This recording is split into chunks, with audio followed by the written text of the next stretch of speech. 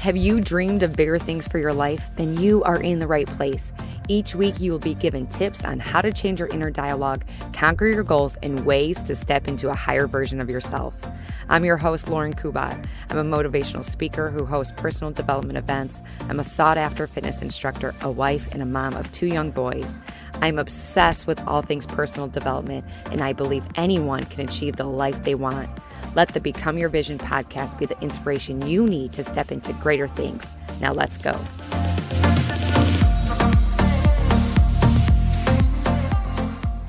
Hi guys, welcome back to the show. I have my husband on. Hello again. I am kind of using you as clickbait, not gonna lie. Click? Why? People click when they see me? Here bait. Making up things. Clickbait. So like on YouTube. I know what clickbait is, but why would I be clickbait? Well, because people like when you're on. Oh. Yeah. Well, then it's not clickbait because I'm on the podcast. Well. Clickbait would be when you're misleading. Yeah, well. Anyway, I'm using you as bait for people to listen. So, we passed, it's a mutual effort, the 10,000 downloads of the podcast, like today. Congratulations. It's crazy. Thank you. And it's because of your help as well. Mm-hmm. How many have you put up? Okay, so funny thing is, this is episode 69. Is it really? Nice. It is. That's hilarious. I know. I've edited 69 podcasts. Well, 68. That's incredible. Remember the one podcast I paid somebody on Fiverr? Yeah. Like, I don't know, they were out of like Nigeria or something. I do remember that, yeah. It's still a lot of damn edits, man. It's crazy. It is a lot of damn edits. And I don't know if the intro, like all of that stuff, I don't think that counted towards it as well. You've edited a lot of stuff. Mm-hmm. So it has been a crazy week in the Kubat household. Yes, it has, yep. All good. All good. Well, we should share. I said it's all good. It is all good. I mean, we're okay. But, so our kids, pretty much since they started part-time school, they have been taking turns getting sick. Like, every other week, one of them is sick. So Ollie, this is going to sound really gross. We're not a gross family, but he had pink eye. Don't know how he got it. And then had a fever, because that's a side effect. I didn't realize that until I was Googling stuff. And then now this week, Charlie has pink eye. We've been washing sheets and everything, and somehow he still got it. And then the other night, what was it, 12:30 at night? Mm-hmm. Is that Ollie? Okay, I thought I heard him. Charlie threw up in our bed. Mm-hmm. Didn't he throw up on your foot? Yeah, I woke up in the middle of the night because my foot was warm. And I sat up in bed, and Charlie was sitting at the end of the bed staring at me. I said, "What's up, buddy?" And I looked at my foot, and there was throw up on it. Yeah. And then he looked at me and just projectile vomited all over me, my chest, and my lap. Yeah. And then we changed the sheets, gave him a bath, we took showers, cleaned up. Mm-hmm. And then 2 hours later, he did the exact same thing again. Threw up all over the bed again, all over the clean sheets. Yeah. And so we had to give him another bath, take more showers, clean more sheets. Yeah, that was a crazy night. A week. It has been a week. And then your dad is in the hospital. Mm-hmm. He had emergency gallbladder surgery. Mm-hmm. He had gallstones, kidney stones. Yeah. Which is a bigger deal than I take care of my dad. He's in a nursing home. He's really young. How old is he? 63? Something like that. He's young. But I'm his power of attorney and everything like that, and it's horrible. It's a huge stress, I'll say. Yeah. It's a lot. Whenever anything goes wrong, he calls me, and I have to drop what I'm doing and skip out on work and go help him, and that takes a toll on you guys because I'm gone taking care of him, and he can't really walk or anything, so yeah, it's a lot of work. But he's been in the hospital for a week, so I've been back and forth from there. That's what one of the subjects I wanted to talk about tonight is Alzheimer's. So does he have? Is it technically dementia or Alzheimer's? Or are they We don't know. Alzheimer's? It's Alzheimer's, but we don't know what he has. He has some type. I think it's some type of dementia. And I think it's exacerbated by his diabetes, which for those that don't know, my dad does not take care of himself at all. We were just talking about this actually. Yeah. He's completely unwilling to help himself if it requires any effort on his part at all. Yeah. He won't. It's we talked about this earlier. Something as simple as drinking water. Dad, you need to drink water. Okay, well, he doesn't do it. He won't do it. It's too inconvenient for him to drink water. So he's dehydrated all the time, which affects his mental capacity. And then he continually sneaks and eats sugar when I tell him for years that you have to stop doing that because, he has diabetes and that exacerbates his diabetic retinopathy, which makes his eyesight go away. I say, Dad, you're going to go blind if you keep eating all this sugar. And, and then, okay, yeah, I'll stop. And then I go visit him in the nursing home and he's got a fridge full of ice cream because he steals it. So that's all part of his mental condition, but also that's just the way he's been his whole life. Yeah. So it's a double whammy. He's always been extremely difficult, very rude, very unwilling to change. Yeah. Until something horrible happens, and even then, after it happens, he immediately forgets about it, and then it's back to, and then he's always begging you for help. Help me, and you try to help him, and he wants, no part of it. If there's no magic pill or no magic surgery, he doesn't want to do it. Yeah. So Tom's been through the ringer too. He does a lot for his dad. And I want to go back to when we first found out. I remember. So it was 2 years ago. It was right after. So it was in April of 2019. So we had Charlie. Charlie was February, March, April, 3 months old. And Charlie was very colicky. Very colicky. Pretty much screamed all day. Then was up all night.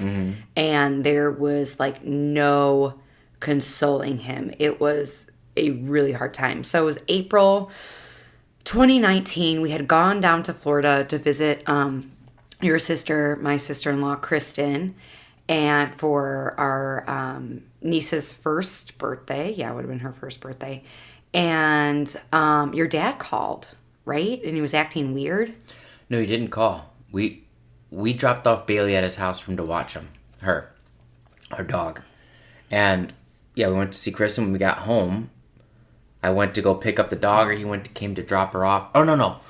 That's right. When we gave him the dog, yeah, he was slurring his speech.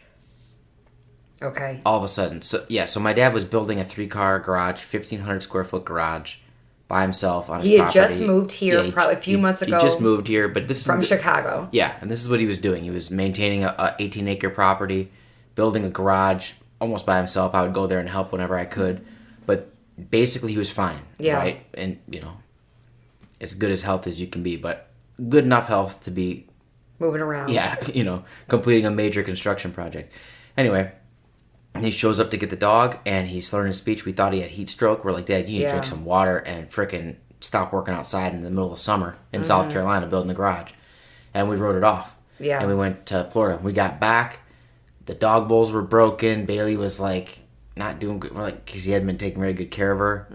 And we're like, what the hell? It's been a week. You should be better by now. And then that started it. Then we started going to the doctors. Thought he had Lyme disease, this, that. Yeah, but that was it. It was just 1 week, and he was slurring his speech, and then it went just spiraling downhill from there. So yeah, that was a rough year. I feel like that was 2019 was the worst year of my life. Yeah, for sure. Yeah. Horrible. Uncle Pat died, my best friend. He died. It was worst. Charlie was colicky. My dad was sick, and I wasn't stressed out about the sickness. It was more about him calling me, screaming on the phone to help him. Well, 19 calls a day. Oh yeah, that was another thing, because he was not taken care of, and he was not taking vitamins, and no, he was literally eating cookies for dinner every night. Yeah. At the end, before not taking care of his diabetes. and not drinking water, severely dehydrated. And I remember there was a period of time like every single day he would call you like 20 times and then work. 20 times at work, crying on the phone, screaming to help him. And I would help him, and then he would do something horrible again to himself, and I couldn't help him. And he lived an hour away, so I had to drive out there to help him. And that's when he had incontinence issues. So I'd go to his house, and his house would be covered in feces. Yeah. I had to clean up him, and it was the house. Oh, my God. Yeah. And then at the same time, you're at home watching Charlie, who's screaming all day. Yeah, that was awful. That was no sleep. Yeah. It's the worst year ever. That was weird. I look back at that, too, because I think that took a toll on our relationship as well. What? You were depressed. Remember you being depressed, but Yeah, but our relationship was fine. We were just, I was depressed and stressed out and irritable. But, when you say a toll on our relationship was that was fine. hard. Yeah, we weren't. Well, I was emotional then, too, because I was like, it was hard, I would say, like, connecting almost. Well, yeah, we spent less time with each other, and the time we spent was not as quality because I was stressed. But, our relationship was still fine. It just was, that's the result of stress. You're dealing with somebody who's, sick and going through all of that. But now he's cared for. Yeah, so, then we put him in a nursing home. That's a whole nother saga. So that was a hard decision. I'm blowing through this whole story. Mm-hmm. But obviously he lived an hour away. He was not taking care of himself. He would drop off the grid, and then I'd go find him, eating cookies, and his house had bug infestations and, like I said, covered in feces. So his couches and chairs and everything were covered in feces. So I had to do something. Yeah. So I figure, he had no health insurance. Oh, so zero health insurance, no way to get help. Mm-hmm. No, I went to take him to doctors that would see him. We paid out of pocket for what we could, and then the rest just stacked up medical bills, and we got as much care as we could before they started refusing to see him because we couldn't afford to pay the hundreds of thousands of dollars medical bills. Well, he couldn't. So then I was like, we got to get him help. He's gonna die. So it was also driving, and you remember he was driving really dangerously? Yeah, he was driving on an expired license, with this mental condition, and he would call me lost. He would call me, I don't know where I'm at, screaming, crying, help me. And, well, where are you, Dad? I don't know. I had to go drive around South Carolina, Charleston area, to try to find him. On top of having a full-time job. Yeah, and kids and all that. Yeah. So then I found him a nursing home. And he hated it. And at this time, he still had a car. So, he would break out. Then I took his car away. And then he would call cabs and break out in the middle of the night and call me the next day. He's back in Smokes where he used to live. Mm-hmm. And I said, Dad, that's fine. You're an adult. Do whatever you want. But I can't help you anymore. I got a kid. I got a job with kids and a job and a wife. And I can't do it. So do whatever you want to do. And then that's when he called me 20 times. Mm-hmm. 20 and I think we should give the backstory. It sounds kind of like heartless, almost like, we didn't want to help him.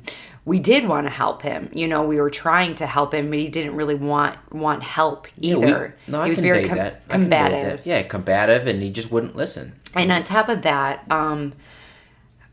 but this is his whole life. Yeah, describe like his backstory. Yeah, Wasn't my dad his whole life. He's been this way. Doesn't take care of himself. He's very confrontational.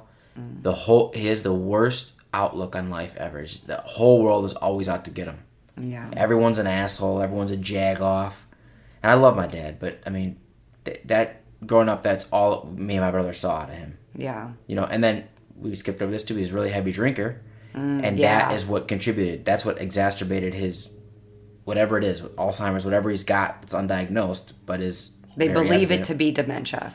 Yeah, but the commonality between all the doctors that we saw, because they were all baffled. They all did not know what was going on. Right. They all were, he's too young for this. Even Alzheimer's, like, what's going on? And they would start checking off their list of things, and they would always get to the point where they'd ask me, was he a heavy drinker? Yeah. And I'd be like, yeah. And they'd be like, oh, that's probably it. On top of heavy diabetes, which was later discovered, right? No. So Yeah, it's just, diabetes was almost unrelated. The diabetes is a dietary. I think it's type 2, which it means your diet is what did it. He doesn't have type 1. But yeah, so he was an alcoholic for, geez, I don't know, a long 60, time. well, not 60 not years. his whole life, He didn't start drinking when he was a baby. For a real long time. Probably 40 years. Yeah, I'm pretty sure that's what ended him and my mom's marriage, or at least was a big contributor to it. I remember that growing up. Yeah. And then he quit for a while, and then he started again. But it wasn't a problem the second time. Like, he wasn't a jerk then. Or maybe he was. When? Like, the second time he was drinking, he would just drink before bed all the time. Right? To fall asleep. But that's when Tim and I, we didn't live with him. So we would just go to his house and find, like, empty bottles of Jaeger and things like that. Jaeger, Jesus, that was a big thing. He would take shots, and I'm like, this is bad for you, Pops. You can't be drinking like this.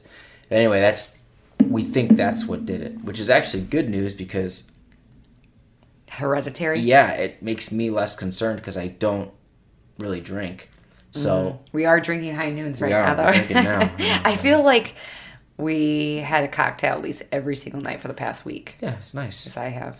It's nice being an adult. You can do whatever the hell you want. Yeah, I think I wanted to mention this story too because I'm sure we're not the only one. We're definitely a young couple taking care of your this father. happened We're in earlier our early for us, 30s. Yeah, most people don't experience this until. Well, look at both of our parents, our grandparents. Yeah. I mean, well, my grandparents aren't alive. Well, not yours. I'm talking about. Sorry, my side. So my mom, or my grandma and grandpa, and my step grandma and grandpa are more or less in great shape. Yeah. I mean, they are. All things considered, they're doing great. They still have their own places. Mid-80s. Mid-80s, yeah, and they take care of themselves. Yeah. Well. Yeah. And they're financially stable as well, which is, you don't think about that, but that's a huge stress. Oh yeah. Like when you know your parent, like my dad, like I know he's gonna run out of money, and it's like, well, then what? And that's another side story that I had to hire lawyers and everything like that to help me get my dad disability and Medicare and Medicaid and everything, because I didn't know how to do all that, so I had to hire lawyers to do it. But yeah, it's something though. You got to go through something like this. I honestly I don't complain about it. I mean, I do to you, but I don't think I'm unlucky or unfortunate or anything like that. No. I think I'm still lucky as hell, and it's good, I think, to go through this. It makes you appreciate the good things more. Yeah. And it also makes you a stronger person. You got to go through hard stuff like this, I think. So this is my turn. Yeah. That's how I look at it. I'm like, okay, no, I'm putting in my time. I'm doing this. It's like my good deed, I'm like, I'm just going to take care of him, and then that's what I do right now. Yeah. I mean, take care of my kids and everything too, but you know what I'm saying? Like, you go through it, and then on the other end, I mean, how happy was I in 2020 when the pandemic hit? But not because of the pandemic, but when you got to work from home. Yeah, when I got to work from home, and my dad was finally in a nursing home that he couldn't break out of. Yeah. And I had gotten his his disability. Yeah. Right. I got the lawyers were done. And all that hard work, you're like, damn, I worked this long for everything this. reached steady state again with him, and it was like, you can breathe. I could breathe again. Yeah. And it was like, Jesus Christ, it felt so good. And then, then I was working from home, so I got to see my kids like all the time. Went from like barely seeing them to seeing them all the time. And I love working from home. I never ever want to go back to an office. I hated being in an office. Yeah. I hated sitting in the cubicle. I hated acting fake. I don't even care if they hear this. That's what an office is. Everyone's just pretending to be someone else walking around. In khaki pants. Oh my God. under fluorescent lighting. Your butt cheeks eat their khaki pants. So disgusting. Oh. It's just the worst part. But some people thrive in that. Some people are like They're very fake. That's not true. Ugh. No, not true, because there are some people that it depends on what type of work environment you are. Yours felt very sterile, but there are people that thrive in that. They love being around other people, and maybe if their home life is not great or they have nothing else going on. Who would like that? I can. You're gonna offend. I don't care. Oh my gosh. I can't imagine. Like, if you are happy in an office in a cubicle, probably get some other hobbies. I would say.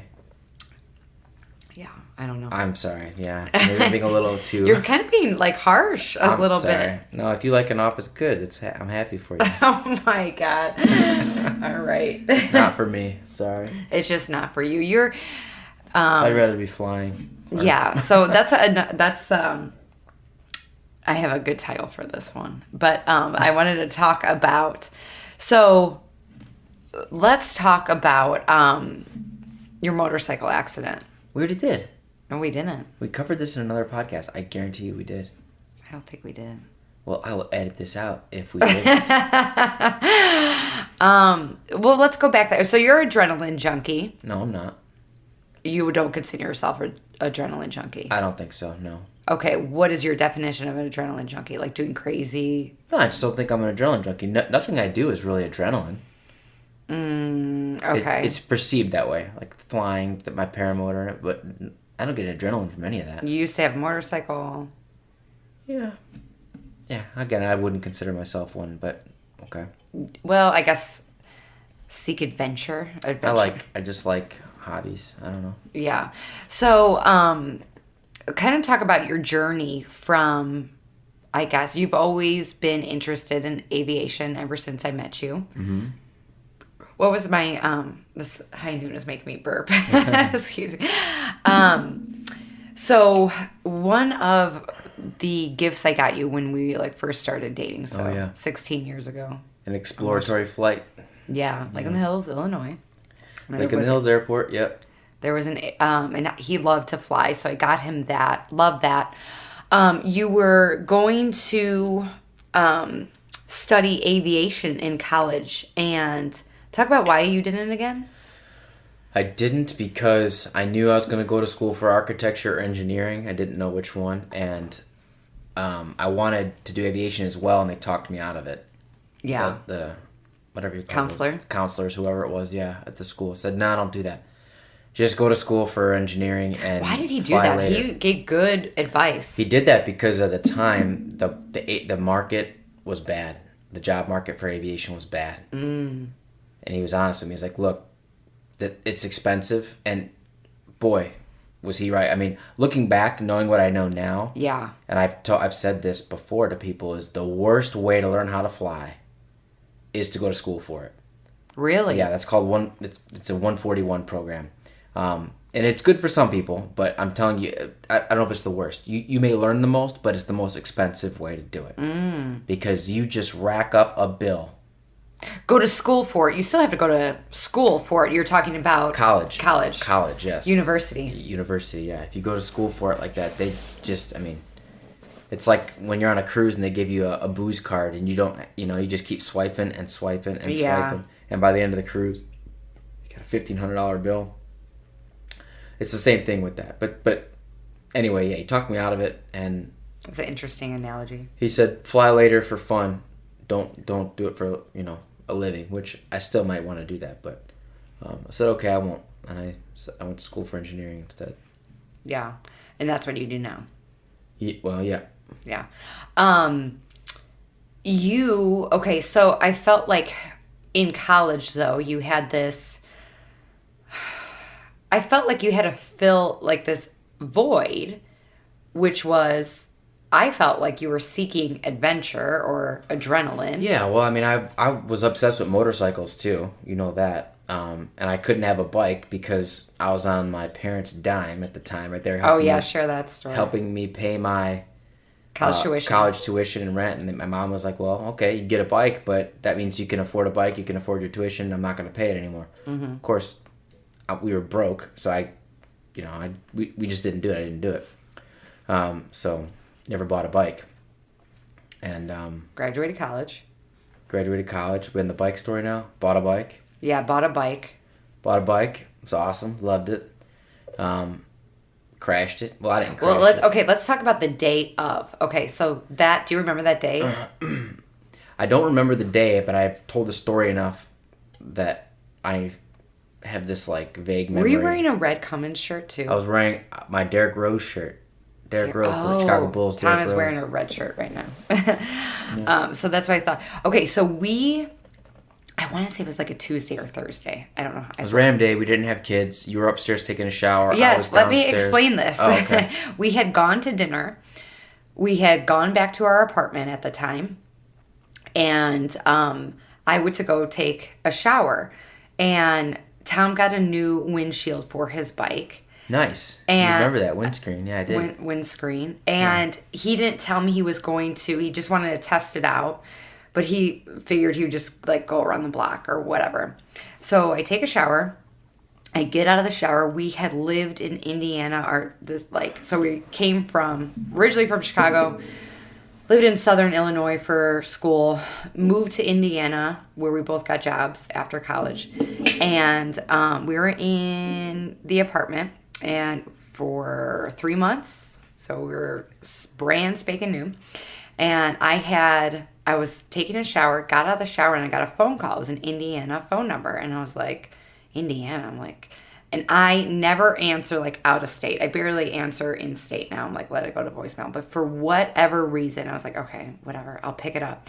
Pick it up, and there was a girl on the line. And she was like, is this Tom's girlfriend? And I was like, I want to like, bitch, please, And I'm like, yeah.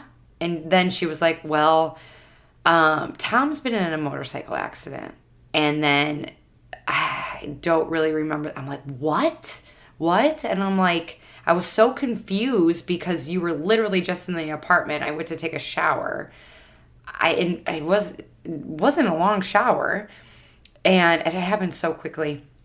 And then you had asked her for the phone. And then I think you kept saying like, Lauren, I'm okay. I repeated something to the effect of that she needed to call you. Call Lauren. Yeah. Of course, I don't remember any of this whole day. Yeah. And I'm like, I'm freaking out. And I step out of the apartment. Didn't know a soul there. Well, I just started a teaching job. New teacher, first year teaching.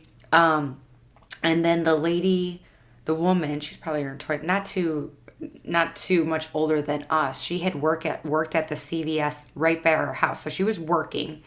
She had seen you get in this accident, and I guess it was her boyfriend before. Somebody close to her, maybe a best friend, had been in a motorcycle accident. I want to say like died or something crazy. And she was like, I will come pick you up and I will take you to the hospital. Did she? Yeah. You don't remember this? I was in the back of an ambulance. Yeah, but I remember it. But I thought I shared this with you afterwards. She drove you to the hospital? Yes. So she was like, I will come pick you. We were our apartment was less than a mile away. Yeah. So I could see the ambulances, the fire trucks, and everything as we were driving there. And I'm like, I wanted to see. She's like, they're not going to let you see him. And I believe I asked, like, was he wearing a helmet? And I think she said no. I was like, fuck, That had to be so... It was so scary. And she's like, come with me. We will beat them to the hospital. And then she explained that you were hit by a truck, an F-450. Yeah. So the truck, so there was, Tom was stopping, and he was making a left-hand turn. And then... It was a 2-lane highway with no turn lanes. So I was stopped on the highway waiting to turn left. And the guy just hit me from behind full speed. Just didn't see me for whatever reason. But there was a truck behind you. It was the truck behind him that went around. Somebody went around me. In Indiana, they don't have turn lanes. They have like a lane to the other side so that you can pass somebody waiting to turn left. If you can imagine a 2-lane highway, you have to stop in the lane that you're driving in to turn left. Rather than there being a turn lane, right? There's a little like lane on the side for you. It's like a gravel road or something. No, it's just this bump out. Remember in Indiana, it was like a bump, and you would drive around the person going to the left, so that it was an accident waiting to happen. It's the worst idea in traffic pattern history. It just doesn't make any sense, and that's what happened. I got smoked. So he was going smoked. Like he was going what, like 55 or 45 or something? Yeah, whatever the speed limit on that road was. It was 50, fast. Yeah, it was fast. You weren't wearing a helmet. Why? I usually did wear a helmet. You know that. I just because didn't want to go upstairs. We lived in the second floor story. Is that crazy? And I just jumped on the bike. I'm like, I'm going around the block. Yeah. That was my thought. I was like, I'll be back in 30 seconds. I just want to check if this vibration is gone. That's what I was doing. Yeah. Right. I'm assuming that was my thought anyway, because that's what I was replacing. I remember why I was replacing the windscreen was because there was a vibration and they're just going around the block. Yeah. And I was wearing sandals and shirt and shorts. Oh my gosh. So the girl that I was with, she takes me to the hospital. We find out it's the wrong hospital. So we went, I think, to Franklin Hospital. Oh, you drove south? We drove south. Ooh. And Tom was in Indianapolis. Yeah. So then we went there, and she sat with me for a little while. And then I called somebody from work, like my co-teacher, and told her what happened. You know, I'm not going to be in work or whatever. And Megan, she was really nice. She was like, well, do you want me to sit with you? It was like in the middle of the night. Not even the middle, I don't know, 9. I called her crying. And then, so then I see you, and you kept asking the same question. Was I wearing a helmet? I was like, no, you weren't. And you're like, fuck. That's common with severe concussions. Yeah. Is for the person to just keep repeating the same thing over and over again. Yeah. So what was the damage that was done? Can you... So it was a concussion. Ruptured spleen. Ruptured spleen. Broken ribs. One of my lungs collapsed. Tailbone. My tailbone. Oh, that was the worst. The tailbone was busted. Extreme road rash. Yeah, road rash all over my body, obviously. But I landed in a field, which helped. You were thrown into a field. Yeah, I got launched into a field somehow. So I didn't slide in the road for too long, which was nice. I think that was the most of it. Yeah. And then just all the trauma that comes from getting hit by a truck. Now you have hip problems. I got problems everywhere. Shoulders, I got a bunk shoulder, bunk hip. Well, do you think the shoulder's from the accident? That's when it all started. Yeah. I'm never ending injuries. But it all started then. Yeah. 2000, what was it, 11? That was 2011. Holy, yeah, so 10 years ago.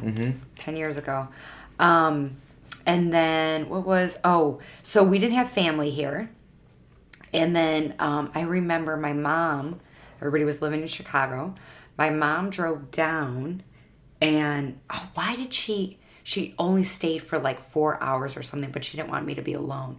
We called so Mary is Tom's mom, and she always said, if you're in an accident, don't call me. Like, if Tom's ever in an accident, don't call me. Call Dale. Dale is Tom's stepdad. So I did. I called him that night. It was the middle of the night. Called him, told him what happened. And yeah, then they drove down like the next day or whatever. It was pretty crazy. Yeah, crazy. And you're here to tell. Yeah, very lucky. Story. Very, very, very fortunate. So then you got rid of the bike. Yeah, you guys all made me promise not to get a bike in the hospital when I was most vulnerable ever. And I did promise, and I didn't get another road bike. So I transferred to dirt bikes, which you didn't like at first, but I felt pretty justified in that because, the concern was that you're going to get in another accident. Well, there's no trucks in the woods where you ride dirt bikes at least, so it's safer. But that led to more injuries. I broke my collarbone, right? More hip problems. It took a toll on your body. It was a lot. I loved it though. I still love it. Like I said, I still have all my gear. You know that. I got all my dirt bike gear in the garage. The only thing I don't have is a dirt bike. And that's because I don't have... I don't have the time. But I figure one day I'll probably do it again. But everything is aviation now, so... Yeah. So then you switched to paramotor. We talked about this on the podcast before. Found paramotoring, sold my motorcycles to get into that sport. And, And then now, recently, in the past month or so, you purchased an airplane. Yeah, we got an airplane, which is cool. Talk about the common misconception. We were talking about this the other night about the expense regarding... Yeah, so we were talking about how I kind of feel gross saying that sometimes because people go, oh, you got an airplane. Like, Richie Rich. Yeah. But it's like, that's the misconception is you have to. I mean, there are expensive airplanes. Believe me. Yeah. You know, there are $100,000, $2, $3, $4 million airplanes or more. Right. And a lot of them look the same, right? You go to the ramp at the airport where I keep my plane. You wouldn't be able to tell me which ones are $500,000 and which ones are $20,000. Really? Yeah, you'd have a hard time. I'd point one out and I'd be like, "That's a $200,000." Wow, look how big it is. The engine? It's telling you, it's not about the size. That's what she said. Anyway, yeah. Anyway, so yeah, my airplane is it's the Toyota Camry of airplanes. It's a very nice airplane. I'm very happy with it, but it's not. Say that again. It's the Toyota Camry of airplanes. Of airplanes, yeah. That's so that means it's a Cessna 150. It's a great trainer. It's mechanically sound. It flies great. I've been flying it. It's pretty. Past 2 days. It's good looking. It's got nice paint, good interior, and functional panel. 2-seater. 2 seats. All I need right now. Mm-hmm. Next plane or my end plane will be something with 4 seats so we can all go places. But right now, 2's plenty. I can learn on this plane and I can sell it for more than I bought it for. So that's how so? Inflation. Well, that's another misconception about airplanes is that, well, not a misconception, but you can usually buy an airplane if you're smart about it and then sell it for what you paid for it or more. Why does that work like that? Just that airplanes don't lose value after a certain point. There's other factors, engine hours, times to major overhaul, but this is not an aviation podcast, so I'll leave that out. What year is it? It's a 72. 72. So it's an old airplane, but airplanes are subject to annual inspections, so they got to pass annuals every single year. Mm-hmm. And although I do not like the FAA, that's one good thing that come out of it is that airplanes end up lasting a very long time. Why don't you like the FAA? Because they're responsible for why it's so expensive to get into aviation. Why a landing light, an LED landing light, costs $350, and the same exact light that goes on a tractor, literally the same light, is $35 because it doesn't have the stamp of approval from the FAA. And I know why that is, but again, I won't bore your listeners with that.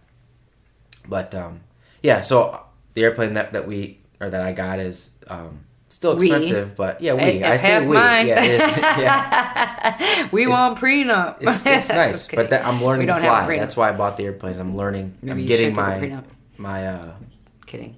my license. Yeah. And I wanted to wait until I could afford an airplane to do that because that is the cheapest way to do it. Yeah, so it's almost like reverse, almost. Well, no. So the whole idea, the major expense of learning to fly is renting the airplane. Or is that just what you told me? Oh, it'll be cheaper if I learn how to fly if I just have an airplane. No, it's not it at all. It's $150 to $250 an hour to rent an airplane from a flight school. How much? $150 to $250 an hour. So you have to rent the airplane and then pay for the instructor. That's the airplane. Oh, and then fuel. Maybe that's wet. I don't know the cost, but wet means with fuel. That could be with fuel. I don't think so. Then you got to pay for fuel. Then you got to pay for the instructor. Hourly. Instructor fee. About $50 an hour. So you're looking at $300 to $400 an hour to learn how to fly. Each time you fly. Yeah, and each time you fly. And if you are going in cold, meaning if you were to go learn to fly, you don't know what anything is. You don't know what the yoke is, the throttle. You don't know what to do in that airplane. I know. Okay? If you do it cold, it could take you 50, 60, 70 hours to get your private pilot's license. Yeah. When the minimums are much less than that. But very few people do it in the minimum. I will do it. That's my goal. But very few people do. And it ends up costing you $20,000 to get your license. And then at the end of that, you don't have a plane. So you just spent $20,000 to get your license. And now if you want to go fly, you got to go rent a plane for $300 an hour. No one's going to do that. Right. So people were asking me frequently, why don't you learn how to fly? Why don't you go to fly? You love flying. Well, I'm waiting. Yeah. Until I can get a plane. Right. And now, if I wanted to, I could get my license and sell the plane. And then I'm only into it for whatever I had to put into the plane maintenance-wise. Why would you sell the plane once you had a license, though? I'm saying, when you look at the total cost, right, unrecoverable costs to get your license, meaning things you cannot sell later. You can't liquidate them. So the plane is recoverable. I can get money back out of that. Not all of it. There's maintenance costs and fuel and things like that, insurance. Yeah. Those are unrecoverables, but it's all unrecoverable if you don't own your plane. Yeah. So your goal is to take us up one person at a time. Yeah, well, it's only got 2 seats, but yeah, of course, my goal is to be able to share it. That's the one of the main benefits of general aviation, is that I can take passengers legally, and we can go places. The paramotor, there are ways to do tandems, but it's not. You're not going places, right? It's a big thing, and it's a lot of money. Yeah. To do that, I have to get a whole other paramotor basically to do that, which is $10,000. You don't know her paramotor. Look it up. So it's exciting. So we talked about this with Brian and Megan. That's like the two, like the extreme sides of this spectrum, right? We're dealing with all this shit, you know? And then then you're, buying a plane. Yeah. And then one night I'm in the hospital with my dad dealing with that. And then I wake up in the morning and I go fly, which is such a high for you. Yeah. It's not just, I don't just like it. It is 100% addicted. I love it. I was flying on Saturday morning laughing to myself in my airplane. Weirdo. I couldn't help it. It's unbelievable. Yeah. Finally, 33 years old, finally got it. And you're young, though. Reached my goal. That's young. Flying my airplane around, landing at airports, hanging out with people. It was amazing. And then, that at night I'm at the hospital with my dad. It's like, it's just stark opposites. Yeah. But it's exciting. Yeah, it is exciting. Like I said, I'm lucky. I don't complain. Yeah. But it is nice to get things off your chest and vent and stuff. Well, to you, but yeah, I'm not. There are a lot of people that have it obviously much, much worse for off sure than you and I. For sure. We are extremely fortunate. But I heard this too before, that your heart is still hard. Like, I feel like a lot of times we compare our heart to other people, which makes you... To quote one Joe Rogan, and I don't know where he got it from, but the worst thing that's ever happened to you is the worst thing that's ever happened to you. Right. Right. So, that is to say that when, it's like I'm trying to think of the right word. It's, it's calibrated, basically, right? So, whereas, maybe the worst thing that's ever happened to you is that your mom died when you were young. That's horrible. Maybe the worst thing that's ever happened to you is that your cat died. Your cat died. Yeah, exactly. That's a good analogy. So, but still, it's still the worst thing that's ever happened to you. Right. So it's hard for you. Yeah. It's your heart. Exactly. Yeah. Yep. And which I think that's good, because I feel like sometimes we're like, what's the word? Like, we take away our, I don't know, like, not disempower ourselves, but kind of when we don't allow ourselves to like sit in the pain because we're like, somebody else has it worse. It's like we are disregarding what we're going through. You know what I'm saying? Yeah, maybe. I don't know. I think it gives me perspective. I like, for better or worse, to consume that kind of, I don't know, media, whatever it is. When I see people complaining who live in America in a nice house, I'm like, man. We're very fortunate. I mean, when you zoom out just a little bit. Other countries. Yeah, you hit the lottery being born in America. You can afford a house. Yeah. Think of all the people that, there's how many hundreds of layers of between you and people living in countries where they don't even know where they're going to get their next meal. Yeah. Right? We listen to that podcast. With Joe Rogan. Yeah. If you have not listened to this one, we should probably Google it while we're here, right? So people know. I forget her name, but she's from just Google North Korea. North Korean woman interview Joe Rogan. And it's a really good perspective. Really, really good. Just her journey, her story, like, I don't want to give it away, but like every day she had to... It was horrible. She told some pretty graphic stories. I don't know how to pronounce her name. It's... What's the number of the podcast? Oh my gosh, she's a lot. 1,691, so 1691. It's Yeo Nimi. I'm probably butchering her name. Park. JRE 1691. JRE. Yeah. Joe Rogan Experience. Yeah. We should get a affiliate code for referring to him. Yeah. So, the conference is in a couple days. Mm-hmm. So we're at, okay, today is what, Monday? Six days away. Yep. How do you feel? I feel fine. I'm excited. Yeah. I'm really, really excited. We're in the podcast room. I'm looking forward to it being over. Are you? Yeah. Yeah, you're pretty busy with it, I'll say. Yeah, I'm busy. And you're stressed, and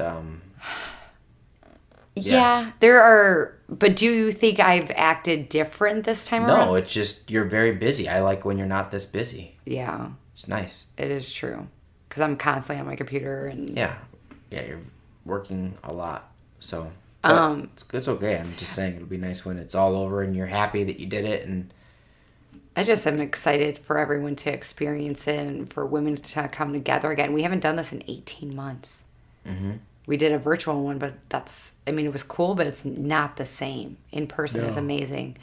But don't you think I've approached this conference with a little more confidence? Of course. I'm not saying that you didn't. I'm just saying this is... You do this by yourself. This is a big event. You don't have anyone helping you. You are... Yeah. You are... One-woman show. Preparing for the event, planning the event, and performing the event. Yeah. And hosting it, rather. Mm-hmm. Right? Every minute Most people detail. that do this, they're the host.